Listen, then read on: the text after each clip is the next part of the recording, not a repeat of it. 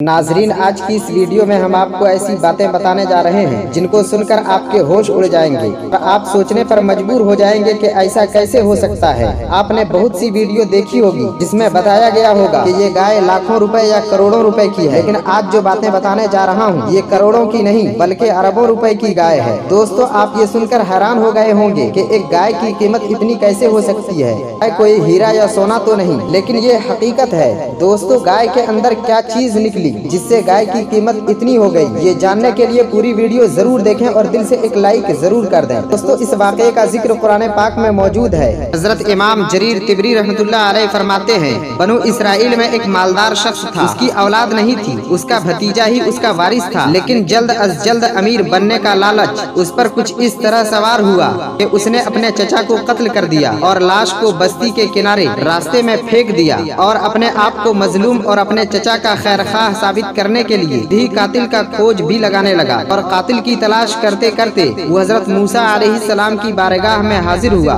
और दस्ते अदब दराज करके ये कहने लगा कि मेरे चचा के कत्ल का सुराग लगाया जाए। आपने लोगों में ऐलान कराया कि अगर किसी के पास कत्ल के गवाह मौजूद हों तो वो आकर गवाही दें, लेकिन कोई भी इत्तला मौसूल न हुई। इधर उसका भतीजा हजरत मूसा अलैहिस्सलाम से कहने लगा कि आप अल्लाह के नबी हैं, अल्लाह ताला से सवाल करें कि वो हमें कातिल का नाम बता दे। अपने अल्लाह रब्बुल इज्जत की बारगाह में दुआ की तो रब का हुक्म आया कि एक गाय ज़बह करें। ये हुक्म सुनकर बनी इसराइल ने हस्बे आदत हुज्जतबाजी शुरू कर दी कि कातिल की शनाख्त और गाय के ज़बीहा में क्या मुनासिबत है, आप हमसे माज़अल्लाह मजाक फरमा रहे हैं। तो हजरत मूसा अलैहिस्सलाम ने फरमाया, मैं जाहिल होने से अल्लाह की पनाह मांगता हूँ। लेकिन उनकी हुज्जतबाजी जारी रही और कहने लगे कि अल्लाह से मालूम करें कि गाय कैसी होनी चाहिए। तो आपने फरमाया, गाय ना बूढ़ी हो ना बछिया हो। फिर लोग पूछने लगे कि उसका रंग कैसा होना चाहिए। आपने फरमाया, शोख और जर्द रंग की गाय हो जो देखने वालों को भली लगे। फिर लोग कहने लगे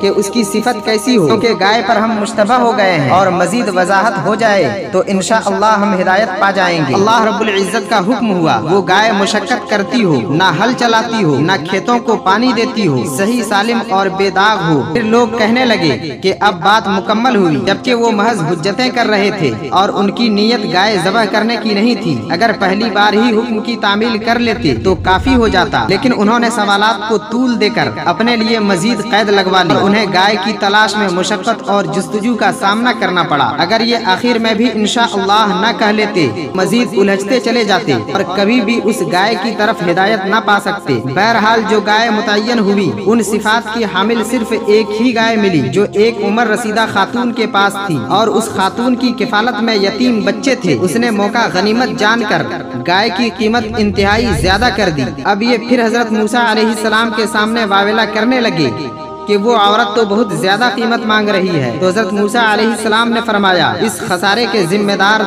सिर्फ और सिर्फ तुम हो।